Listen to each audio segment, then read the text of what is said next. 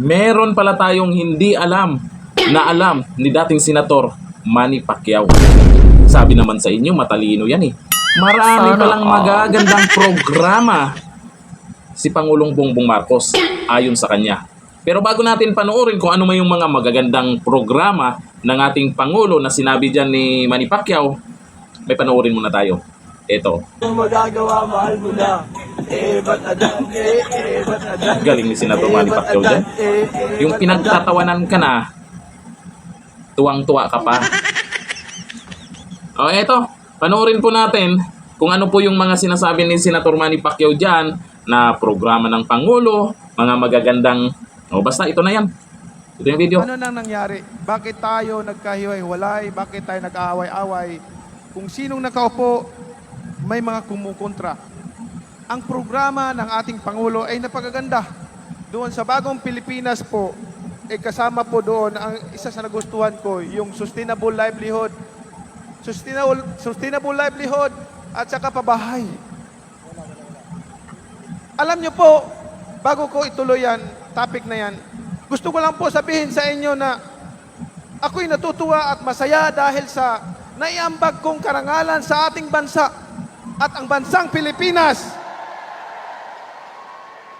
At ang bansang Pilipinas nakilala hindi lamang dito sa buong Asia kundi sa buong mundo. Bilang Pilipino, proud na proud ako. Proud na proud ako dahil nailagay natin sa mapa ang ating bansa. At ang nais ko sana na tayong lahat nagkakaisa para sa isang pangarap. Isang pangarap na umasinso ang bawat Pilipino, ang bawat pamilya. Ay, ganun ba? Sana Parang iba naman yung sinasabi mo dati, di ba? Iba naman yung mga sinabi mo dati kay Pangulong Bongbong Marcos. Saan ba talaga yung totoo? Yung sinabi mo noon o ngayon?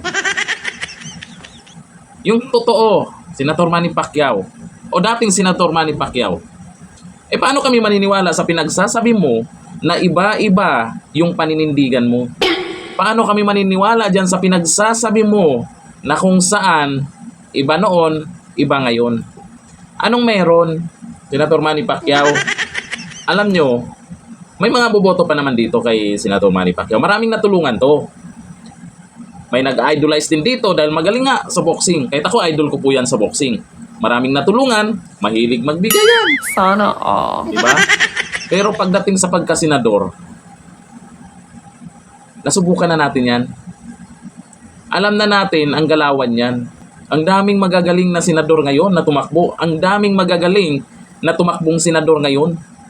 Ako sa inyo, para sigurado, straight PDP laban para ang boto nyo hindi masayang. Pagdating sa party list, isa lang.